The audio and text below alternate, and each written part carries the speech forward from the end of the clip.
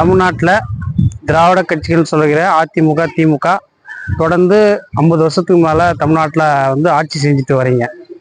குறிப்பாக நான் கேட்குற கேள்வி என்னன்னா, தமிழ்நாட்டில் பெரியார் சொல்லியோ இல்லை பகுத்து திராவிடன்னு சொல்லி நம்ம இனிமேல் தாக்கு பிடிக்க முடியுமா?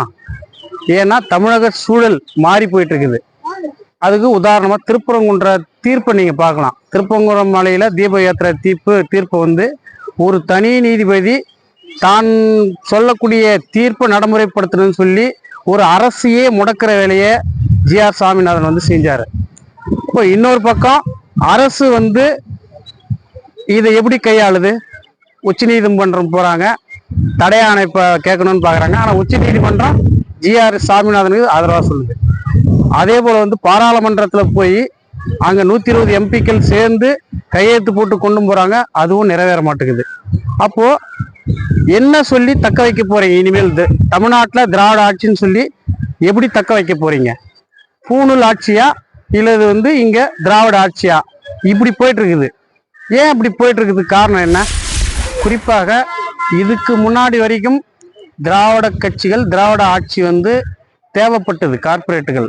ஆனால் இனிமேல் இந்த கட்சிகளுடைய தேவை இருக்குமா அப்படின்றது கேள்விக்குறி. ஏன் அப்படின்னு கேட்டிங்கன்னா, செவிலியர்களுடைய போராட்டம் தெரியும். மருத்துவத்துறையே மொத்தமாக எனக்கு கொடுத்துடு அப்படின்னு சொல்லி தனியாரில் கார்ப்பரேட்டுகள் காத்துக்கிட்டு இருக்கிறாங்க. இன்னொரு பக்கம் இன்னைக்கு போக்குவரத்து துறையிலையும் இதான் நடக்குது. கார்ப்பரேட்டுகளை ஆல்ரெடி கொடுத்துட்டாங்க. நிறைய டிப்போகள்லாம் தனியாருக்கு போயிடுச்சு, நீங்கள் பார்க்கலாம், மின்சார பேருந்துலாம். அதே போல தான் பார்த்தா இன்னைக்கு ஜாக்டோ ஜியோ ஆசிரியர்கள் போராட்டம் நடக்குது. அப்போ கல்வியும் தனியார் முழுக்க திறந்து விட்டுரு அப்படின்னு சொல்கிறான். அப்போது இப்படிப்பட்ட போராட்டங்கள் நாளுக்கு நாள் இன்னைக்கு இப்போ போராட்டம் வெடிச்சிட்டு இருக்குது.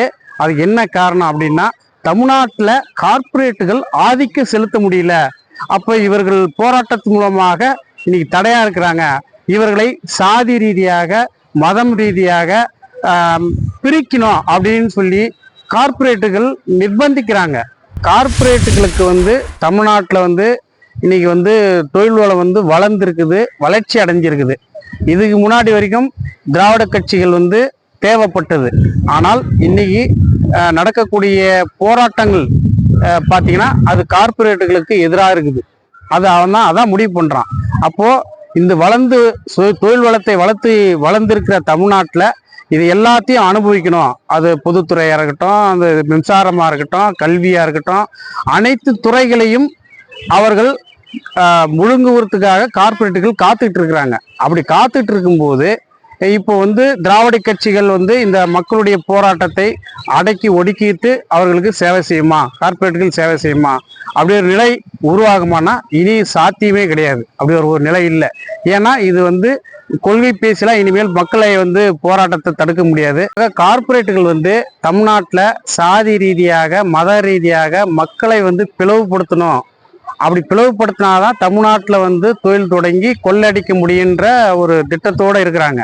இந்த திட்டம் கார்ப்பரேட்டு இருக்கும்போது இன்னைக்கு திராவிட கட்சிகள் சொல்லக்கூடிய அதிமுக திமுகவோ நீங்கள் இது மக்களை சாதி ரீதியாக மத ரீதியாக உங்களால் பிளக்க முடியாது. நீங்கள் அதை உங்களால் செய்ய முடியாது. அது யார் செய்வா அப்படின்னா இன்னைக்கு பாசிஸ்டுகள் தான் செய்வாங்க. ஆர்எஸ்எஸ் பிஜேபி போன்ற பாசிஸ்டுகள் தான் எளிமையாக சாதி ரீதியாக மத ரீதியாக மக்களை பிளவுபடுத்துவார்கள்.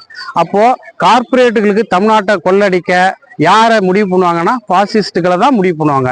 அப்படிப்பட்ட பாசிஸ்டுகள் தேவை அப்படின்னா அப்போ நீங்க இந்த திராவிடம் பேசக்கூடிய தமிழக நாட்டில் திராவிட கொள்கை பேசக்கூடிய அதிமுக திமுக நீங்க என்ன செய்ய போறீங்க? மக்களோடு சேர்ந்து கார்ப்பரேட்டுகளை அடக்க போறீங்களா? இல்லை கார்ப்பரேட்டுகள் சொல்லக்கூடிய அவங்க என்ன சொல்றாங்களோ சாதி ரீதியாக மத ரீதியாக மக்களை பிளவுபடுத்த கார்ப்பரேட்டுகளோட கூட கை கோர்த்து நீங்க சேர போறீங்களா?